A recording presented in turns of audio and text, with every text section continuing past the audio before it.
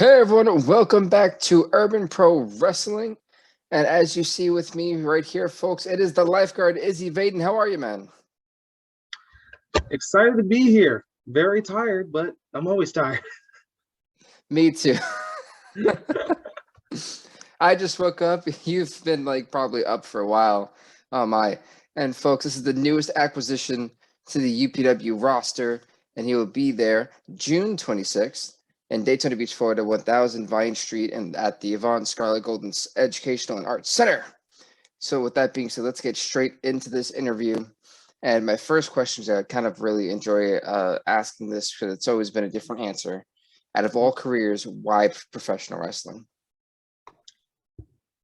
I loved wrestling as a kid.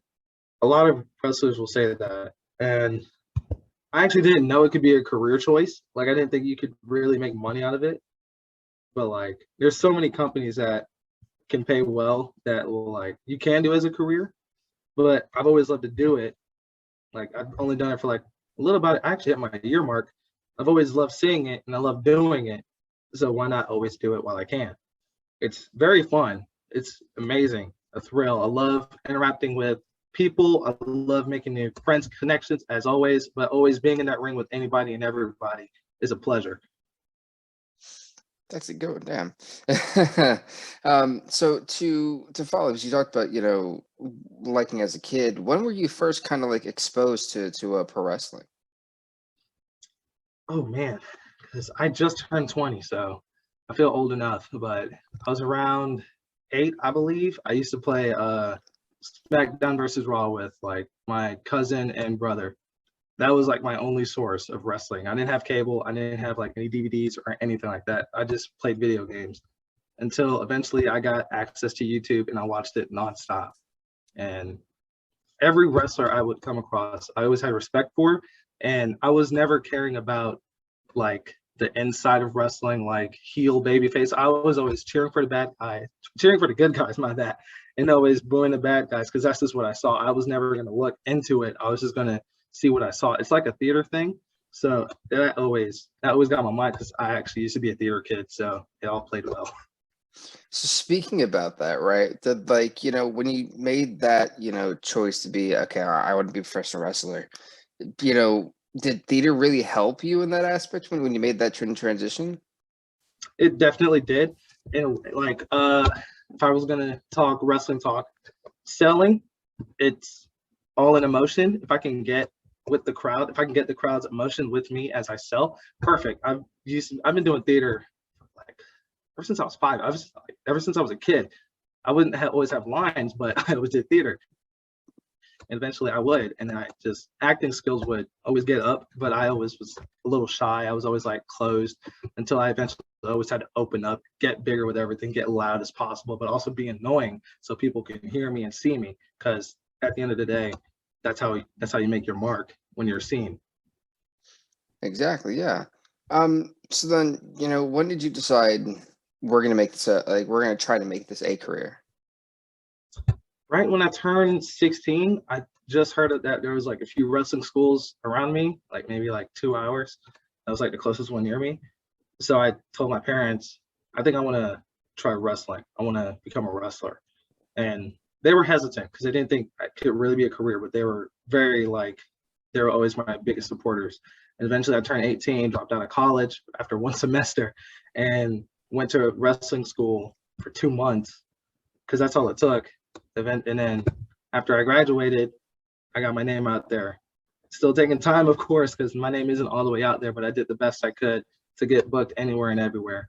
And eventually, in only a year, I've only been about like 6 to 7 states outside of Florida. It's not too bad, but we're gonna get there. Yeah, that's actually a lot more than most people do in that short time frame. Mm-hmm. I think the hardest part for people is getting out of their state. Mm-hmm. So that's actually really Wrestling is a good. big help on that one, actually. Yeah. And social media probably helps a ton.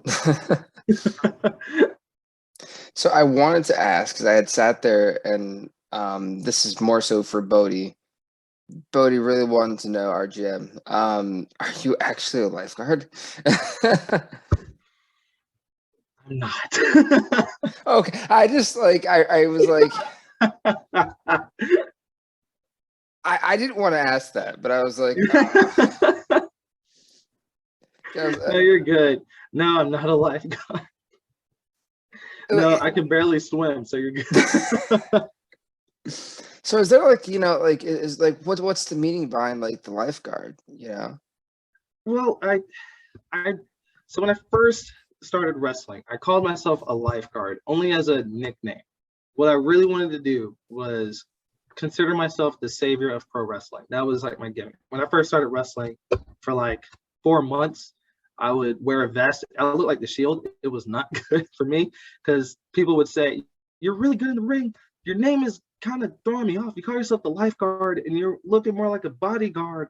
So you got to work on that." And I just switched eventually to straight lifeguard because I got a lot of inspiration from Baywatch. I watched a lot of Baywatch as it is, and now Baywatch is my music, so that's great. Wow, that But is yeah, I interesting. usually it's just shifted, because I think it works better with the crowd. Because now when I have Baywatch music, I will see grown adults turn into kids, being all cheery and like giddy. It was like it's so hilarious to see them to like pay attention to me because of my music, but also my gimmick because they love it. I come out with like little like lifeguard candies. I'll either have like a floaty with me. I'll do something goofy. I'll swim around the ring because like it gets with them. They all have fun and they're always paying attention, eyes on me. It's great. All right, I said I didn't want to ask, but Bo was like, "You gotta ask that question." When you talk to me, I was like, "All right, like I will." So to kind of backtrack, kind of, um, we talked about so far, kind of early days. So like when you were training, was it difficult? Like some people I've been told they're just naturals. They just get it. It just clicks. And then there are some who kind of take a bit. They have the right idea, but they do take a bit. Were you the one who kind of took a bit, or did you just kind of like a natural? Uh, I'm too hard on myself, so I'd say I'm not a natural. It always takes time. Practice makes perfect.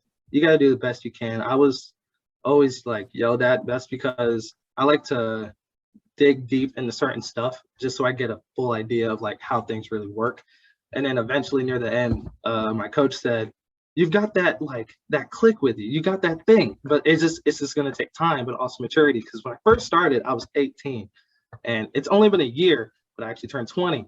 So and of course maturity takes a long level with it, but also practice and time. It just the more you do it, the more you're comfortable with it, the more time you'll like stretch everything out, and just everything will come into play. But I was inexperienced and young, so like at first I definitely was not ready. Not say ready, but I didn't have that click yet. But all it takes was time. Clearly, you just gotta like really work hard at it. I could have given up because I've always. It took me like I really wanted to give up in the beginning. Honestly, I didn't think I was cut out for it until the more I got better at it, the more I kind of focused on certain aspects, kind of like change paces. Everything was always different because I was always focusing on different stuff, and eventually it'll all come together. So the more I like did that, the more everything meshed together, the more better I became. And to kind of follow through with that, what match do you think that you've learned the most from so far? Uh, had a match in July where I had my friends and family come to see me. It was an impromptu match. One of the opponents couldn't make it, so they just teamed me up with another guy. His name is Johnny Knockout. I don't know if you've probably heard of him. He had a squash match in Raw, and he's made his way around like the southern states. He's a really great guy. I owe it all to him. But that was my first long match, considering it went almost 18 minutes. That was like the longest to me. So, and he's very experienced. He's a veteran. He's been to like big places, big promotions. He's learned from the best clearly, and he just took me under his wing that day. Had that match, told me everything. He was like, "You're really great out there. Work on some other stuff, but like you'll do fine." And eventually, I did work on that stuff. I like hit him up every now and then, just like, "Hey, what do you think about this?" I always like to ask him for advice, but I also like to see how he's doing, see like other ideas, or just like, "Hey, do you like suggest I do this or go to this place?" And he'll say yes or no. And I just like to follow him because he was a real inspiration for me, especially when I was like new. And to also kind of follow up a little bit, guys have like so many different names for finishers now. I don't even know what they're called anymore. So if you could please ask everyone this, tell us your finisher. I So that have way, two. One's a running one, another one's a submission. I don't do the running one a lot, but I like to do it more. I call it V trigger. It's like re-trigger, just trigger, because it's technically a V-trigger, but like it's like a play on words with my last name, Vaden. But there's also the red crossface. Another play on words with that, red cross and crossface. It's just a different kind of crossface. I've never seen anyone else use it, so I just kind of stole it. So there you go. See, again, they change it, folks. I don't know why. Yeah, like the super kick now has become like so many different things. I'm like, okay, sure. So what you're saying is it's a super kick? Okay. yeah, you know. So what I wanted to do on top of that, and I always want to forget a question or two. I believe I forgot one, so I'm gonna think about it, but I'm gonna hit you with this one. What are your goals in pro wrestling? I could say make a name for myself, but I want to help change the game because I'm not a big fan of flips and tricks. It is cool for moments. It could be like for a 5 minute thing, or it could be like a 30-minute thing. There can't be so many all at once. You gotta like it has to make sense. You know, if it was like two rivals, they couldn't like they always want to get their hands on each other, always want to like fight. I think that would make sense to dive over if they were like trying to escape. It just that's when it makes sense. I'm not gonna do it like a random flip just because it looks cool. It might look cool, sure, but would it really make sense? So that would be for me. I'm more of a wrestling technician kind of thing. I like to stay low to the ground because I may be a big guy, but I'm also like pretty quick on my feet. I also can like keep an opponent down for the most part. I've studied many submissions. I'll study even more in the future, but that's just my style. I'm not a big fan of flips, but if it at least makes sense, go ahead. I'll take it. I'm not going to take that many, but I can take it. That's right. You actually just answered my next question. So to the next one. How important is in-ring psychology for you? It means everything. If it's a squash, milk it the best of your ability. I had a squash match with a man named Beast. He's a 7 foot. He's like the size of Shaq. He was a big guy, and I only had 4 or 5 minutes. That's all I needed. I showed that I could try to show offense, but this dude is stronger than I can ever dream. And I tried to do my best to keep him down. Eventually, my biggest one I tried to do on the top of the rope caught me, threw me around. Then like a suplex, took 2 choke slams. That's when it makes. I'm not gonna like keep kicking. I don't need to bring a chair. First, I'll get disqualified. I don't need to do a flip. I don't need to try to lift him. There's no point because I know he's bigger than me. If it makes sense story-wise, go for that. Story is like the epitome, what should be the epitome of wrestling. It's not gonna be the same like it should. And that's a shame because you can have new talent tell a story in the ring in 10 minutes, but they'll probably never get that opportunity because instead they'll just want to showcase every single move they have, and that's just a waste. That's just my opinion. In my opinion, it might not be valid right now. I'm just not a big fan of that, and that's why I choose not to do that. That's just me, though. Yeah, that's fair. So the next one, I believe you answered or you kind of touched upon this earlier. Do you prefer being a heel or face? I prefer being face, but as a lifeguard, it is easy to be a heel, low key, because I can come out with the Baywatch music, people will love it. The moment I step out, I can walk slow, look at these people in disgust. I have my whistle, I'll blow it in their face. Kids will hate me, but that's great. So I like to banter with the audience. I'll say I didn't know I was going whale watching, but if I look at like an audience member that's pretty obese, that's because if I can play with the audience, I know for sure they'll hate me and they'll say you suck, lifeguard. But if I can play with the audience in a way that's in a nice manner of come on guys, let's go, I think it's time to go surfing, they'll cheer. It's for me as a lifeguard gimmick, it all depends on how I walk and how I talk. All right. And last but not least, what are your goals in UPW? I've seen some of the superstars you already have. Some I'm not really acquainted with. Some that I am. These guys look like really great guys. Not only that, they look like actual fighters, actual great competitors. Biggest competition probably in Florida, low key. And I really want to see how that goes. I want to test them, but I also want to tell a story with them. I could do a lot in 10 minutes. I can do a lot in 30 minutes. Not just move wise, but like if I could like have them in a headlock for 3 minutes, because I probably could, I could say so much than with trying to do a whole like spot. There's so much I can do. And with like the the amount of wrestlers that I've seen so far, I know it's only going to grow up bigger and better. And I just can't wait to see not only the future of like younger pro younger pro wrestlers too. I just want to like, I want to see how we all like get bigger, get better together, but also like not only showcase what we can do, but showcase what wrestlers in general can do. We can do so much if only we were given that opportunity. And I do believe UPW is the perfect opportunity for younger talent, especially.